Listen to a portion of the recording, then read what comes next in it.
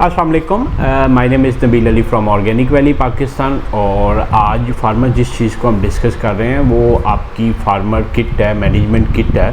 अगर आप लुमन ब्लैक और लुमन ब्राउन की फार्मिंग में हैं तो ये जो आज का सेशन है आपके लिए काफ़ी फ़ायदेमंद साबित होगा।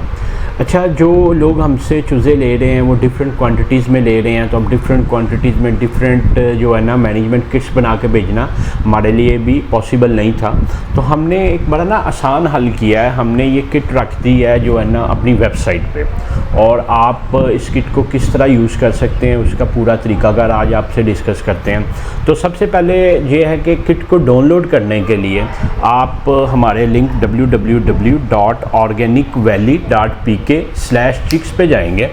तो ये आप देख रहे हैं कि राइट साइड पे ऊपर आ रहा है yellow button download farmer kit. इस पे जब आप क्लिक करेंगे तो एक्सेल, माइक्रोसॉफ्ट एक्सेल की फ़ाइल जो है ना वो आपके पास डाउनलोड हो जाएगी। अच्छा, इसको यूज़ करने का तरीका बहुत आसान है। आपके पास पहला तो ये है कि आप होना चाहिए माइक्रोसॉफ्ट एक्सेल इंस्टॉल होना चाहिए।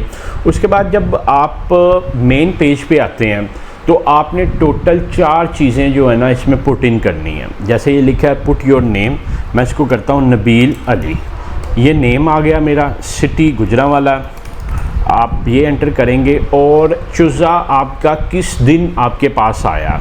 फॉर एग्ज़ाम्पल ये 16 मई आ रहा है, मैं इसको कर देता हूँ, मेरे पास मेरा जो चूज़ा आया था 23 अप्रैल को आया था, और उसमें मैं कहता हूँ कि मेरे पास 1155 ब्लैक आए हैं और 3748 जो है ना ब्राउन चिक्स आए हैं। तो ये टोटल 4 चीज़ें हैं जो आप इसमें पुट इन करेंगे। पुट इन करने के बाद आपका सारा जो है ना मैनेजमेंट प्लान रेडी हो गया। आप ये देखें, इसके नीचे आपका नाम, शहर, कितने चूज़े हैं, ये सारे आ रहे हैं, और साथ ही डेट आ गई कि 23 अप्रैल को जब चूज़ा आपके पास आया। तो ये देखें सबसे ऊपर इसके ना आवर्स लिखे हुए हैं, ये 24 घंटे में डिवाइड किया हुआ है। और ये जो पहली चीज़ हम डिस्कस कर रहे हैं ये फर्स्ट वीक मेडिकेशन प्लान है कि पहले जो हफ्ते आपने मेडिकेशन कौन कौन सी करनी है। तो 23 तारीख को जैसे ये आप देख रहे हैं, तो सबसे पहले जो आपने करना है पानी रखना है रूम टेम्परेचर पे, जिसमें ORS और वाइटासोल होगा। अच्छा, ORS एक ह्यूमन बेस्ड जो ORS मिलता है नमकियात की कमी को पूरा करने के लिए वो है, और वाइटासोल मल्टी वाइटामिन है। हम कोशिश करेंगे कि इस वीडियो की पोस्ट में उसकी फ़ोटो भी लगा दें। तो ये आपने यूज़ करना है पहले 4 घंटे, पानी आपने रूम टेम्परेचर पे लेना। अच्छा, ये ORS जो है ये 1 ग्राम 1 लीटर में डालना है आपने, और वाइटासोल 1 ग्राम 3 लीटर में आपने डालना है। ये डाल के आप 4 घंटे जो है ना अपने चूज़ों को पिलाएं। और इसका बड़ा आसान फार्मूला है कि 1000 अगर आपका चूज़ा होता है तो अप्रॉक्सीमेटली 4 घंटे में वो स्पेंड करेगा 6 से 8 लीटर पानी। तो आप उस हिसाब से उसका पानी बना लीजिएगा। उसके बाद नेक्स्ट जो आपका है कि जब ORS 4 घंटे आपने चला लिया तो अगले 8 घंटे आपने सादा पानी चलाना, सिंपल वाटर। सिंपल वाटर चलाने का बेसिक मकसद ये है कि चूज़ा जब आता है तो उसको हम नमकियात की कमी पूरा करने के लिए, जैसे अभी गर्मी है तो नमकियात की कमी पूरा करने के लिए हम ORS देते हैं, वाइटास और मल्टी वाइटामिन है जो उसकी इम्यूनिटी को इन्हेंस करने के लिए देते हैं। तो अगले चूँकि ये कुछ कड़वा होता है तो कुछ चूज़े इसको जो है ना जी भर के यूज़ नहीं करते। तो नमकियात की कमी पूरा करने के बाद, एनर्जी की कमी पूरा करने के बाद पानी का इंटेक बेहतर हो जाए तो 8 घंटे सादा पानी रूम टेम्परेचर पे हम जो चलाते हैं। अच्छा, जब अगले 8 घंटे कंप्लीट हो जाएंगे तो उसके बाद आपने 4 घंटे जो चलाना है एंड्रोफ्लॉक्सासिन एंड कोलेस्टीन सल्फेट, ये फार्मूले हैं 2, ये एंटीबायोटिक है। और ये 1 मिलीलीटर, जैसे ये आप नीचे देख रहे हैं 1 millilitre in 4 litre of water आपने जो है ना ये देना है अपने चूज़ों को।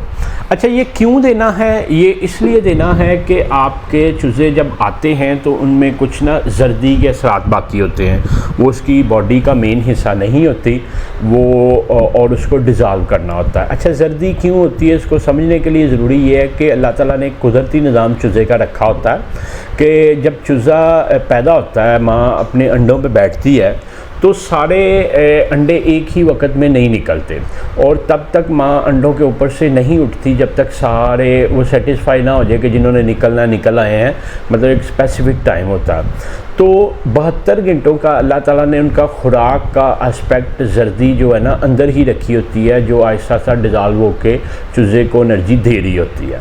तो ये नेचुरल एक होता है। मगर हम क्या है कि हमने तो 12 घंटे के अंदर अंदर हैच क्लियर करना है और फार्मर के पास भेज देना है। अब वो जो जर्दी होती है वो अंदर ही रहती है और उसको डिज़ाल्व करना बहुत ज़रूरी होता है। उसका एक तो तरीकाकार ये होता है कि उसको फीड इनटेक अच्छा करवाएं और फीड खुद भी उसको साथ लेके फ्लश आउट करती है।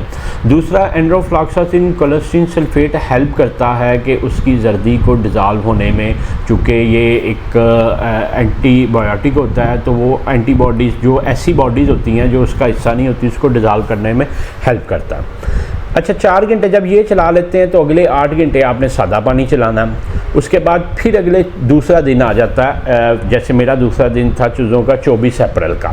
फिर 4 घंटे आपने एंड्रोफ्लॉक्सासिन चलाना है, फिर 8 घंटे सादा पानी है, फिर 4 घंटे एंड्रोफ्लॉक्सासिन है, फिर 8 घंटे पानी है, और तीसरे दिन भी आपने यही अमल दोहराना।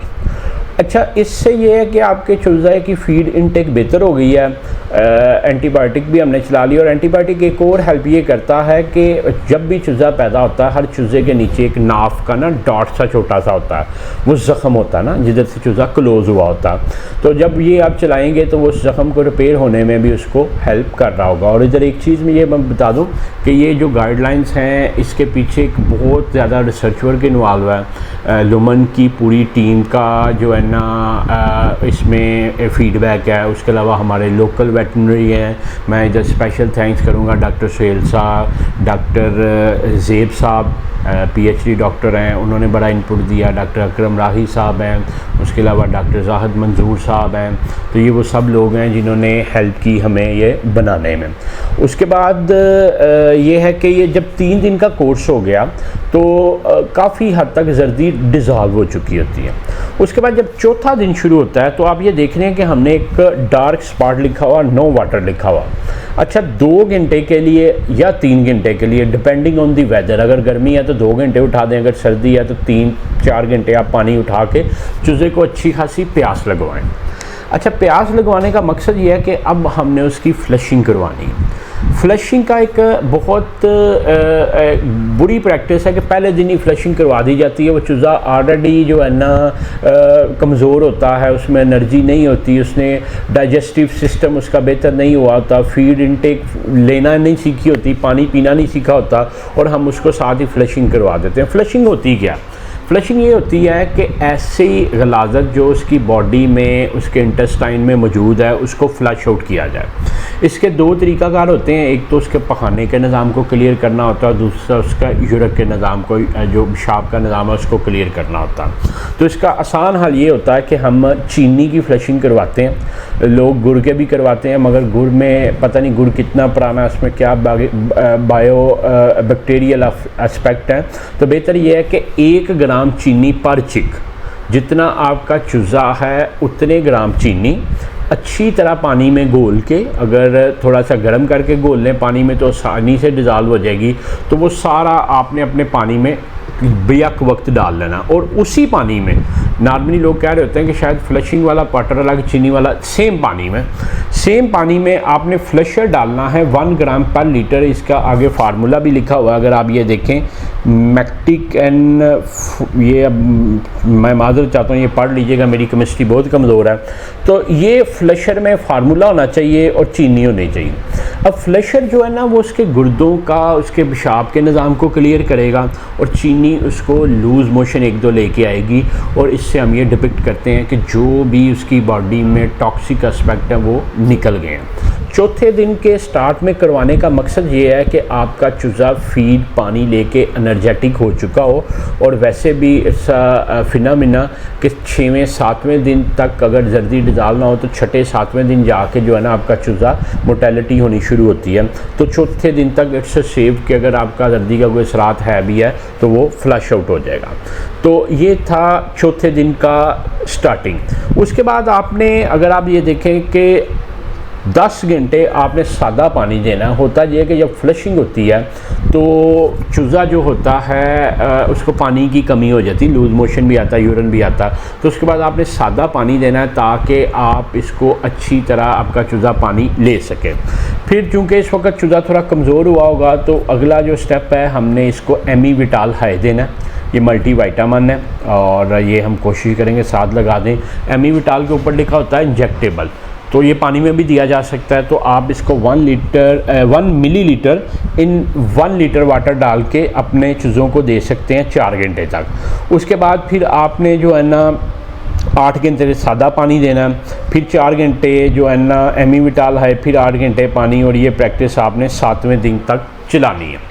अच्छा, ये था 7 डे प्रिकॉशनरी मेडिकेशन प्लान जो आपके चूज़ों को हेल्थ बिल्ड करने में, सिंक्रोनाइज करने में, यॉक डिज़ॉल्व करने में हेल्प करेगा। अब नॉर्मली लोग पूछ रहे होते हैं कि हम फीड उनको कब दें। जब चूज़ा आपके पास पहले दिन आया है, पानी देने के 1 घंटा बाद, जैसे फर्स्ट आवर गुजरा, आपने ORS और वाइटासोल रखा है, तो साथ ही आपने फीड दे देनी है। और फीड देने का तरीका अगर आगे हम फीड प्लान पे डिस्कस करेंगे, और फीड आपने पहले दिन ही प्लेस कर देनी है। तो ये तो था हमारा 7 डे मेडिकेशन प्लान ना फर्स्ट वीक का। उसके बाद अगला आ जाता है हमारा वैक्सीनेशन प्लान। अच्छा, वैक्सीनेशंस हमेशा जो है ना ये सप्लीमेंट कर रही होती हैं कि आपके PS को कौन सी वैक्सीनेशंस हुई हैं, और ये उसी का जो है ना कंटिन्यूअल प्रोसेस होता है। नॉर्मली जो हमारे गोल्डन मिश्री होती हैं उसको तो माशाल्लाह सारी दुनिया की वैक्सीनेशंस होती हैं, तो उनका कुछ नहीं बताया जा सकता। वाइट लेयर वालों के भी वेरी कर रही होती हैं, ब्रीड टू ब्रीड वेरी कर रही होती है। अच्छा, PS की वैक्सीनेशन भी डिपेंड करती है कि GP को क्या कौन सी हुई हैं, तो वो रिकमेंड करती हैं। तो ये जो वैक्सीनेशन प्लान है ये हमारे लुमन के बर्ड्स के अकॉर्डिंगली है कि आपका जो बर्ड आपके पास आ रहा है उसके PS को जो वैक्सीनेशन हुई है उसका मल्टीप्लिकेशन है। तो सबसे पहले तो ऊपर देखें, ये नाम फार्मर का आ रहा है, और इसका मैं आपको बताऊं कि अगर कोई भी प्रिंट निकालना हो जस्ट कंट्रोल P करेंगे तो ये ऑलरेडी फाइल 1 पेजर सेट है, तो आप इसके इजीली ले सकते हैं। ये हमारी टीम ने काफ़ी एफर्ट किया है ताकि ये जो है ना आप इजीली इसको प्रिंट आउट भी कर सकें। अच्छा, वैक्सीनेशन पे आएँ तो ये जो आपको ऑरेंज कलर का नज़र आ रहा है ये वैक्सीनेशन है। कितनी एज में होनी है, एज ऑफ बर्ड है, डेट कितने पे होनी है, वैक्सीनेशन कौन सी है, उसका रूट क्या है, किस तरह लगाना है, और ये किस कंपनी की होनी है। चूँकि मेरा चूज़ा आया 23 तारीख को, उसके मुताबिक उन्होंने कहा कि 0 डे पे हेचरी में मैरिक्स हम करके भेजते हैं, इसका इंजेक्शन लगा होता। उसके बाद 26 अप्रैल को तीसरे दिन इधर नॉर्मली फार्मर्स कंफ्यूज कर रहे होते हैं कि तीसरे दिन जो है ना, चौथे दिन फ्लशिंग करनी होती है, तो तीसरे दिन आपने जो है ना IB वेरिएंट करनी है, और फ्लशिंग और वैक्सीन एक दिन नहीं करनी। वैक्सीन का अलग स्ट्रेस होता है, फ्लशिंग का अलग स्ट्रेस होता है, तो आपने तीसरे दिन जो है ना इसको वैक्सीन करनी है IB वेरिएंट, और ये माउथ ड्रॉप करना। अच्छा, आपकी लेबर होगी, आपको बड़े अक्लमंद लोग होंगे जो आपको बहुत अक्लमंदी की बातें सुनाएंगे। आज का हमारा टॉपिक नहीं है, इस पर फिर हम कभी बात करेंगे। फ्लशिंग से रिलेटेड जो है ना, आदिल साहब कैमरे के पीछे हंसना शुरू हो गए हैं। वो एक फार्मर को हमने कहा फ्लशिंग करवाएं, वो एक वेटनरी डॉक्टर के पास गया, उसने स्ट्राइका सिरप दे दिया जो इंसानों में पेशाब लाने के लिए, गुर्दे के लिए यूज़ होता। वो स्ट्राइका सिरप उन्होंने पिला दिया चूज़ों को, और तंजील साहब हैं वो सरगोदा के फार्मर, 200 चूज़ा उनका, और वो मेरा ख्याल अब तक मर चुका होगा। जब उन्हें लास्ट टाइम भेजा था तो वो सारे माशाल्लाह लेटे हुए थे, अल्लाह माफ़ करे। तो ये कहने का मतलब है कि आपने जो भी चेंज करनी है ना, खुदारा वो हमसे पूछ लीजिएगा। तो ये फ्लशिंग फ्लशर की करवानी है। अब हम वापस आते हैं अपनी IB वेरिएंट पे। तो आपके पास बड़े अक्लमंद लोग हो गए, वो कहेंगे पानी में डाल दो, ये आप आँख में डाल दो, ये कान में डाल दो, आप इसको छू के गुजार दो। तो ये ऐसी चीज़ें नहीं करनी, जो लिख दिया ना काइंडली इसको फॉलो कीजिएगा। ये साबित शुदा प्रैक्टिसेस हैं कि माउथ ड्रॉप करना है। काम हमारी लेबर कुछ हो ना हो, हार्डर हम ज़रूर होती है, उनको क्या ये माउथ ड्रॉप करना है। इसके मल्टीपल फ़ायदे होते हैं कि जब आप चूज़े को प्यास लगवा के पानी में डालते हैं तो तो पानी में डालने का प्रॉब्लम ये होता है कि पहले चूज़े को 2-3 घंटे स्ट्रेस देते हैं, प्यास लगवाते हैं, फिर आप जब पानी में डालते हैं वो रश करता है टूवर्ड्स पॉड, कुछ को जगह मिलती है कुछ को नहीं मिलती। पानी आपका अगर थोड़ा है ज़्यादा है, रूम का टेम्परेचर 34 चल रहा है जो वैक्सीन के लिए बड़ा नुकसानदेह है, तो इसका आसान हल ये होता है कि माउथ ड्रॉप कर दें आप नाकस पैक्टिस से बचने के लिए। आगे इसकी कंपनी लिखी हुई है कि ये सीवा और मैरियल की होनी चाहिए। इसमें मैंने कमेंट भी डाल दिया है कि ये 2500 बर्ड की डोज आती है 5800 रुपये की ना, तो ये वेरी कर सकती है रीजन टू रीजन, इसकी प्राइसेस डिफरेंट होती हैं। उसके बाद वैक्सीनेशन 3 है छठे दिन पे ना, छठे दिन पे 2 वैक्सीनेशन है, ND plus IB, H9 plus ND killed. अच्छा, इसमें करना ये है कि ND प्लस IB जो है ना ये माउथ ड्रॉप है और ये मैरियल कंपनी की होगी। ये 2000 चूज़े की कास्ट तकरीबन 1400 रुपये है हमारे गुजरांवाला में। उसके बाद उसी दिन जब आप चूज़ा पकड़ते हैं उसको पहले माउथ ड्रॉप करें और उसके बाद जो है ना आप उसको इंजेक्शन कर दें। इंजेक्शन करने के लिए आपको स्पेसिफिक सिरिंज चाहिए होगी और वैक्सीनेटर चाहिए होगा। बेहतर ये है कि आप अपने एरिया में वाइट लेयर वालों से या जो पहले पोल्ट्री का काम करते हैं उनसे पूछ लें, इंजेक्शन लगाने के लिए आपको वैक्सीनेटर मिल जाएगा। अगर आपके पास नहीं अवेलेबल बता दें, हमारे पास टीम्स हैं वो भेजी जा सकती हैं, मगर उसकी पेमेंट आप करेंगे।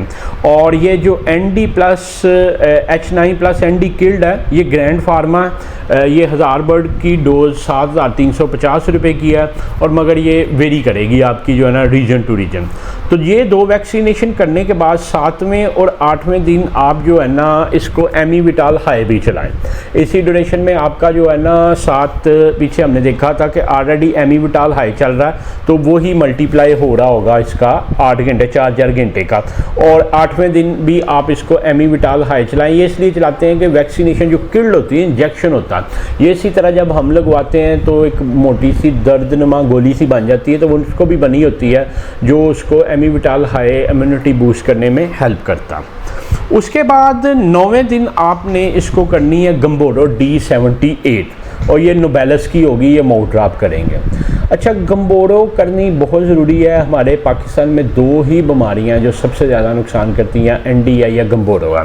और गम्बोरो 12वें-14वें दिन जाके अटैक करती है और इसको 9वें दिन 10वें दिन तक आपने एग्जीक्यूट करना ही करना है और ये माउथ ड्रॉप होगी। अच्छा, ये करने के बाद आगे आपने 10वें और 11वें दिन जो है ना एडिक चलाना।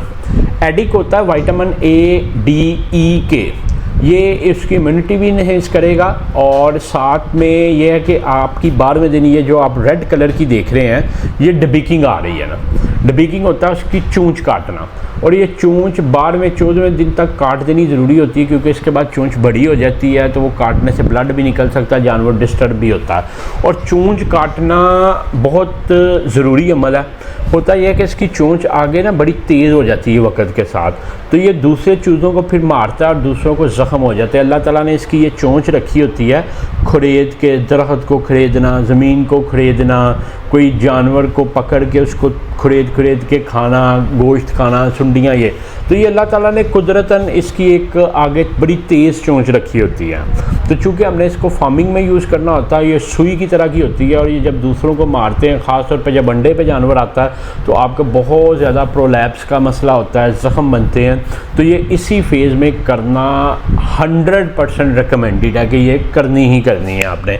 हमने इसके बड़े नुकसान उठा के देखे हैं। जब आपका जानवर प्रोडक्शन पे होता है, आप ना उसको पकड़ सकते हैं ना उसकी चोंच काट सकते हैं, तो उस वक्त स्वाए पछतावे के आपके पास कुछ नहीं होगा।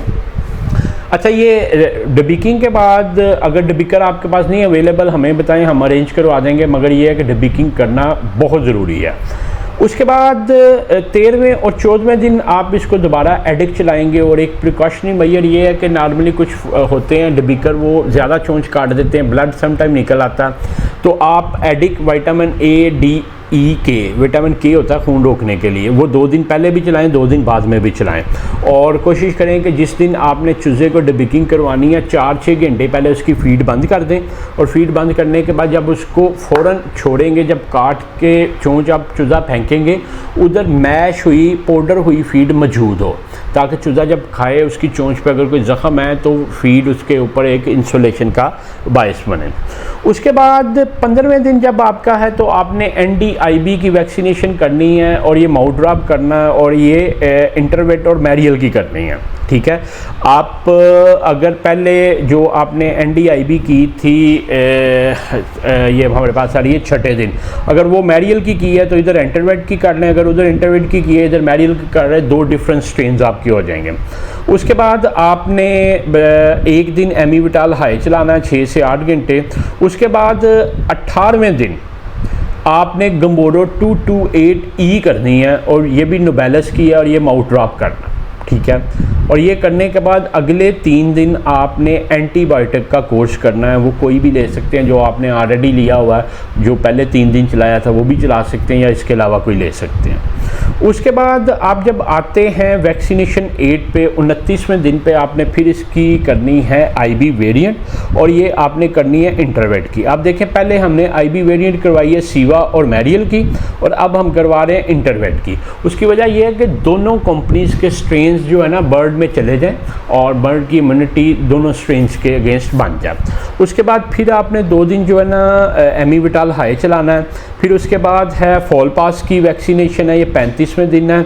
ये एक ऐसी वैक्सीन होती है, ये पर में लगती है, इसकी 2 सुइयाँ होती हैं, वो पर में खबोनी होती हैं और इसके लिए भी आपको वैक्सीनेटर की ही ज़रूरत पड़ेगी। और ये फॉल पास ख़तरनाक तो नहीं होती, इसमें मोर्टेलिटी नहीं होती, मगर आपका बर्ड जो है ना बुखार बड़ा हो जाता है, उसकी कलगी के ऊपर जो है ना दाने बन जाते हैं, जिस तरह चीचक की बीमारी है ये, और बर्ड फीड खानी छोड़ देता है और उसकी आने वाले वक्तों में अगर ये आपको फॉल पास आ जाए तो जिस बर्ड को फॉल पास आए उसकी प्रोडक्शन अच्छी नहीं होती, वो मतलब हमने ये तजर्बा आ गया 70-75% से ऊपर नहीं हो जाता। तो ये अगर आपने वैक्सीनेशन की होगी तो आपका बर्ड बेहतर रहेगा और ये एवी प्रो की आपने करनी है। इसके बाद फिर 2 दिन आपने एडिक चलाना है। उसके बाद आपकी 45वें दिन जो 10वीं वैक्सीनेशन है 45वें दिन ये आपकी होगी H9, H5 और H7 किल्ड वैक्सीनेशन होगी। ग्रैंड फार्मा की लोकल हमारी कंपनी है, सस्ती वैक्सीनेशन है और ये ये आपने किल्ड है, ये आपने इंजेक्शन लगाना। उसके बाद ये आप आगे देख रहे हैं ये कस्टमाइज जब आपने डेट्स डाली होंगी, जैसे 45वां दिन मेरा 7 जून को बन रहा है तो ये डेट्स भी साथ आ रही हैं। जब आपने इनिशियली डेट डाली थी तो हमारे प्लानर ने खुद ही डेट्स बना दी। फिर 3 दिन आपने इसका जो है ना एमीविटाल हाई चलाना है। उसके बाद 50वें दिन आपने NDIB करनी है माउथ ड्रॉप। अब देखें पहले 2 NDIB जो हमने की है मैरियल सीवा इंटरवेट की है, अब हम जो एवी प्रो की कर रहे हैं ताकि हमारे इन्वायरमेंट में जिस तरह का भी स्ट्रेन मौजूद है उसके ख़िलाफ़ उसकी इम्यूनिटी बन जाए। लोग नॉर्मली कहते हैं यार पहले NDIB की थी अब नहीं करते, तो ये डिफरेंट स्ट्रेन्स है, हर कंपनी ने डिफरेंट स्ट्रेन्स पे काम किया होता, तो ताकि आपके बर्ड की इम्यूनिटी बेहतर रहे हमने सजेस्ट किया कि हर कंपनी के हर स्ट्रेन्स की जो है ना वो हो जाए। उसके बाद आप जब आते हैं 60वें दिन पे 22 जून को हम देख रहे हैं, आपकी डेट तो डिफरेंट होगी, ये मेरी डेट है। ये आईबी वेरिएंट करनी है सीवा और मैरियल की। उसके बाद फिर एमीविटाल हाई है। उसके बाद 70 दिन पे ND plus IB plus H5 killed grand pharma की इंजेक्शन करना। उसके बाद आपने ड्रिंकिंग वाटर में जो है ना चलाना है एमीविटाल हाई। देन 78वें दिन या 80वें दिन आपने बर्ड की डिवर्मिंग करवानी है। डिवर्मिंग होती है पेट के कीड़े मारने के लिए ना। अब बर्ड टूवर्ड्स प्रोडक्शन जा रहा होता है, उसको एनर्जी चाहिए होती है। 80-85 दिन का जब बर्ड होता है अच्छी खासी फीड खा रहा होता है, ग्रो कर रहा होता है, तो एक प्रोसेस ये होता है कि जिस तरह बच्चों की डिवर्मिंग भी सम टाइम करवाई जाती है, जो बच्चे मट्टी में खेलते हैं उनके पेट में कीड़े होते हैं, इसी तरह इनके पेट में भी कीड़े होने का खदशा होता है। तो आपने 78वें दिन पे या 80वें दिन पे डिवर्मिंग करवानी है। और डिवर्मिंग करवाने के बाद आपका बर्ड थोड़ा फीड कम करेगा, कमज़ोर होगा, तो उसके बाद आप उसको एंटीबायोटिक चला सकते हैं 3 दिन। और पहले हमने एमीविटाल हाई चलाया उसकी इम्यूनिटी को बूस्ट करने के लिए, बाद में मतलब अगर कोई ऐसा इन्फेक्शन वगैरह तो उसको दूर करने के लिए 3 दिन हम एंटीबायोटिक का कोर्स करवा रहे हैं। उसके बाद 85वें दिन हमने NDIB करवानी है इंटरवेट की और जो है ना मैरियल की। उसके बाद 90 दिन पे सबसे अहम वैक्सीनेशन जो होती है प्रोडक्शन के लिए वो EDS है। ND plus IB plus EDS है, अगर आपको ये मिल जाए तो बेहतर है। अगर आपको ND plus IB plus EDS plus SHS skilled मिल जाए, ये इंजेक्शन लगना होता है और इसके बाद बर्ड को 1-2 दिन ज़रा थोड़ी सी तकलीफ़ रहती है, बुखार सा हल्का सा आता है, ठीक है। तो आप ये जो है ना उसको सीवा की करवा सकते हैं। उसके बाद आप 4 दिन उसको एमीविटाल हाई चलाएं, देन 98 दिन पे H5 और H9 किल्ड आपने करनी है, ये भी इंजेक्शन है। और उसके बाद जो वैक्सीनेशन है, ये 16 वैक्सीनेशन आपकी कंप्लीट हो गई हैं। फिर हर 20 से 25 दिन बाद ND-IB आपने करनी है एवीप्रो कंपनी की। तो ये आपका वैक्सीनेशन प्लान है और जो ND-IB होती है ये 20-25 दिन बाद रिपीट करते रहना चाहिए, क्योंकि ये बड़ा ND का हमारा इन्वायरमेंट में बड़ा कॉमन वायरस है। तो जब हम ये हर 20-25-30 दिन बाद करेंगे तो इनकी इम्यूनिटी बनी रहेगी। तो ये था वैक्सीनेशन प्लान जिस पे फार्मर अक्सर हमसे पूछ रहे होते हैं। उसके बाद नेक्स्ट शीट पे जब आप आए, ये वैक्सीनेशन के आगे है मोर्टेलिटी शीट है। ये आपकी मोर्टेलिटी जो शीट है इसका आपने प्रिंट निकाल लेना और ये सिंगल पेजर है और डेट वाइज आपने लिखना है कि आपके अगर ब्लैक चूज़े हैं, मेरे 1155 ब्लैक हैं और देख रहे हैं 3748 जो ब्राउन है। पहले दिन कितने मरे हैं, दूसरे दिन कितने मरे हैं, इसके आगे रिमेनिंग बर्ड्स का एक कॉलम है कि बकाया बर्ड कितने हैं, ताकि आपका फीड का सारा एस्टीमेट उसके मुताबिक होता रहे। और फार्मर्स एक चीज़ याद रखिएगा कि हम वीकली जब आपसे ये शीट मंगवा रहे होंगे मोर्टेलिटी शीट, और इसका आपने प्रिंट हमसे फ़ोटो शेयर करनी है, जब आपके अनयूजुअल मोर्टेलिटी हो रही होगी, लुमन जेनेटिकली बड़ा स्ट्रॉन्ग बर्ड है। और माशाल्लाह अभी ये बता रहे थे कि इफ्तिखार साहब जो हमारे फार्मर हैं उनके पास कितना आदिल गया चूज़ा 2600 गया, और ये बता रहे हैं कि आज 7वां दिन है, कितने चूज़े मरे हैं 10 चूज़े मरे हैं। और वो पेशावर से भी मेरा हाल शायद आगे गया हुआ, 6-7 घंटे की ट्रैवलिंग करके गया। तो होता ये है कि ये जेनेटिकली बड़ा स्ट्रॉन्ग बर्ड है, बहुत कम मरता। नॉर्मली लोग कहते हैं चलो यार 2-3 मरे हैं, 2-3 मरे हैं। 2-3 जब मर रहे होते हैं ना, तो तब हमें आपने अपडेट करना है ताकि हम उनका पोस्टमार्टम करवा के आपसे इंक्वायर करें किस वजह से मर रहे हैं। जब 8-10 मरने शुरू हो जाते हैं ना, तब बात हमारे हाथ से निकल चुकी होती है, आपका बर्ड ख़राब हो चुका होता है। 1-2-3 मोर्टेलिटी पे ही हमने पकड़ना होता है कि बर्ड में कुछ ऐसा प्रॉब्लम आ रहा है जिसको पकड़ा जा सके। तो आपने ये चीज़ ऑब्ज़र्व करके इसमें लिखनी है, अपनी लेबर को भी कहना लिखें। और जब भी 1-2 से ज़्यादा मोर्टेलिटी हो रही है, आप देख रहे हैं पिछले 7 दिनों में कोई नहीं मरा, आप 2 मरे हैं, फिर 3 हो गए हैं, तो मीन समथिंग इज़ रॉन्ग, और उसको आपने पकड़ लेना। और ये आप डेट वाइज देखें, जो मैंने डेट डाली थी ये डेट वाइज वीकली पूरा चार्ट मौजूद है, तो ये आपने हमसे भी शेयर करना और अपना भी प्रिंट आउट निकाल के रखिएगा, ये आपका एक उधर मैनुअल होना चाहिए। उसके बाद आ जाता है जी feed plan. Feed plan birds के मुताबिक है। अगर आप इसको देखें, ये 1155 और 3748 पे मेरा प्लान बना हुआ है। पहले दिन मेरे बर्ड ने 8 ग्राम के हिसाब से फीड खानी है, और ये ब्लैक की बनती है 9 किलो 9.24 ना 9 किलो और 240 ग्राम, और ब्राउन की बनती है 29-30 किलो। अच्छा, ये तो टारगेट फीड है, इसके आगे कंज्यूम्ड फीड है। होता ये है कि ये टारगेट फीड इस तरह है कि ये एब्सोल्यूट इन्वायरमेंट में लुमन का स्टैंडर्ड होता। हमारे इधर फीड के इंग्रेडिएंट भी कुछ इस तरह के नहीं होते, कुछ मौसम सपोर्ट नहीं कर रहा होता, तो बर्ड सम टाइम बिलो हो रहा होता।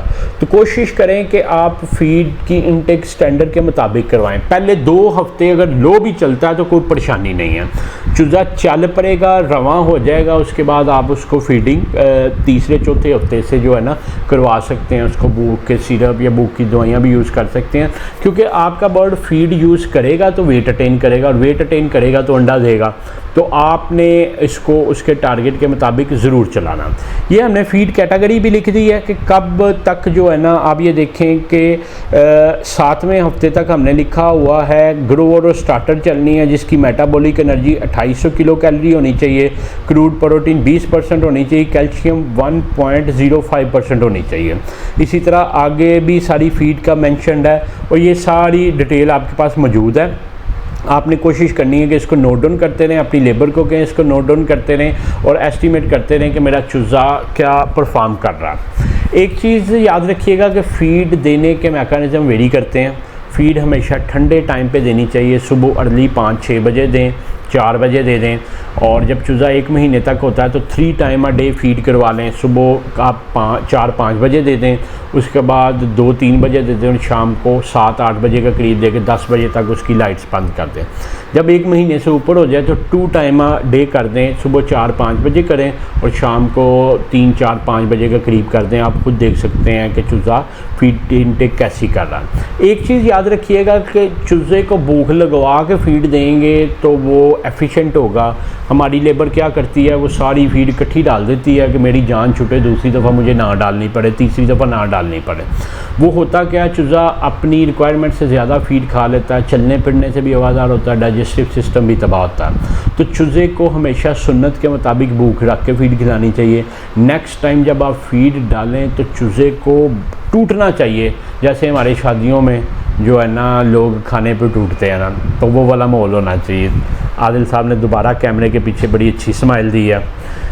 तो अब उसके बाद ये है कि अगला जो है हमारा लाइट प्लान है। ये लाइट प्लान जो आप देख रहे हैं ये हमारा डेट वाइज प्लान हो चुका है। इसमें आप देखें कि 8 बजे, 9 बजे, 10 बजे सारा लिखा है। जो वाइट बार्स हैं इन घंटों में लाइट आपने जलानी है, डार्क बार्स में आपने लाइट बंद करनी है। जैसे आप तब इब्तदाई 3 दिन देखें तो हमने 24 घंटे लाइट दी और ये एक यूनिवर्सल पोल्ट्री का प्रिंसिपल है कि 24 घंटे लाइट होती है। अच्छा, लाइट 24 घंटे रखने का मकसद ये होता है कि चूज़े का ना पैटर्न होता है, 3-4 घंटे वो जागता है, एक्टिव रहता है, 2-3 घंटे स्लो रहता है। ये कैसे सेट होता है, जब चूज़ा निकलता है तो उसका एक वेरीड पैटर्न होता है। 12 घंटे में हमारा चूज़ा निकलता है। जो पहले 2 घंटों में निकला है वो 6 घंटे बाद रेस्ट कर रहा होगा, जो छठे घंटे निकला है वो 3 घंटे बाद रेस्ट कर रहा होगा। तो हमारे फार्म में जब चूज़ा आता है तो हम उसको वेल सिंक्रोनाइज करने के लिए 3 दिन जो है ना 24 घंटे लाइट देते हैं। और लाइट हमेशा येलो देनी चाहिए, जो सन लाइट वाला होता है वो बल्ब लगाना है। हमारे माशरे में वाइट बल्ब मिलते हैं, वाइट जो लाइट है वो चूज़े को समझ नहीं आती, ठीक है ना। अगर आप चूज़े की आंख से देखें तो आपको पता चलेगा कि ये लाइट उसको समझ नहीं आती। हमेशा येलो लाइट यूज़ करें। और आप देखें जितने पोल्ट्री के सेटअप्स हैं उसमें येलो लाइट यूज़ होती है। अच्छा, येलो लाइट देनी है आपने और 24 घंटे 3 दिन देने के बाद उसके बाद चौथे, 5वें, छठे, 7वें दिन आप देखें हम 4 घंटे लाइट दे रहे हैं, 2 घंटे बंद कर रहे हैं, 4 घंटे लाइट दे रहे हैं, 2 घंटे बंद कर रहे हैं। इसका मकसद ये है कि चूज़े को आप यूज़ टू कर रहे हैं हम। अच्छा, जब आप बंद करेंगे 12 और 1 बजे दोपहर का टाइम है, फुल अंधेरा नहीं होगा, मगर लाइट जब बंद होंगी चूज़ा स्लो हो जाएगा, वो 2 घंटे रेस्ट करेगा। उसको पता चल जाएगा कि अब मेरा रेस्ट का और खाने का पैटर्न बन रहा है। तो वो रेस्ट करने के बाद जब नेक्स्ट टाइम आके आप फीड पानी देंगे तो वो एक्टिवली इसको लेगा। उसके बाद 1 हफ्ते के बाद आपने लाइट का पैटर्न रात को 8 बजे बंद कर देना, सुबह 5 बजे तक बंद रखना, 6 बजे जलानी है ये जो डार्क कार्स हैं। और ये इसी तरह आपने डार्क कार्स ये पूरा जो है ना टीम ने माशाल्लाह बड़ी मेहनत करके बनाया। इसमें आदिल साहब, डॉक्टर हसीब हैं, डॉक्टर हमज़ा हैं, इन सब की जो है ना एफर्ट इन्वॉल्व है। तो ये 24 हफ्ते तक लाइट प्लान मौजूद है। उसके बाद अगली चेकलिस्ट है टेम्परेचर और ह्यूमिडिटी की। टेम्परेचर और ह्यूमिडिटी जो है ना ये चेकलिस्ट आप खुद चला रहे हैं या लेबर चला रही है तो आपने ये ज़रूर नोट डाउन करना है। आप जैसे ये देखें कि पहले दिन, पहले हफ्ते 36 टेम्परेचर देना है, फिर 34, फिर 32 है। हमने आगे चेकलिस्ट बनाई है 9 बजे, 12 बजे, 3 बजे, 6 बजे, 9 बजे, 12, 11 बजे। तो ये आपने अपनी लेबर को कहना ये नोट करते रहें। इसी तरह ह्यूमिडिटी 60 से 70% होनी चाहिए। ये आप जो है ना डिफरेंट टाइमिंग में नोट डाउन करवाते रहें। होता ये है कि चूज़ा कभी भी 4-6 घंटे की गर्मी से डिहाइड्रेट नहीं होता। अगर कंटिन्यूसली 2 दिन जो है ना टेम्परेचर हाई है या कंटिन्यूस 6-7 घंटे टेम्परेचर डाउन है तो वो फिर चूज़े को तब ठंड लगती है। और आजकल चूँकि गर्मी के आर्ज हैं, सर्दी और गर्मी के टेम्परेचर में फ़र्क होता है। गर्मियों में अगर आप 36 सेट करेंगे चूज़ा थोड़ा डिस्टर्ब रहेगा। ये स्टैंडर्ड जो है ना नॉर्मली वेस्ट के लिए, यूरोप के लिए बना होता है, जिधर 30 से ऊपर टेम्परेचर जाता नहीं तो उनको 36 मेंटेन करना पड़ता। अगर आप देख रहे हैं मैनुअली कि आपका चूज़ा कंफर्टेबल है 34 पे, 33 पे, जैसे अभी हम वीडियो रिकॉर्ड कर रहे हैं तो 14 मई है, तो इन दिनों में अगर 1-2 दिन टेम्परेचर टॉलरेट भी कर लेंगे, नीचे आ भी जाएंगे, तो कोई परेशानी नहीं है, ठीक है। मगर ये है कि बहुत ज़्यादा वेरिएशन नहीं होनी चाहिए। चूज़े को आप खुद अपनी आंख से ऑब्ज़र्व करें, तकरीबन 15-20 दिन तक थोड़ा सा मसला होता है, उसके बाद चूज़ा सर्दी गर्मी को खुद समझना शुरू कर देता है। गर्मी लगे वो अपने पर खोल के दूर दूर होकर बैठ जाते हैं, सर्दी लगे तो वो इकट्ठे होकर अपनी हीट बना देते हैं। तो ये मगर चेकलिस्ट आपके पास होनी चाहिए और ये डे टू डे सारा बना हुआ।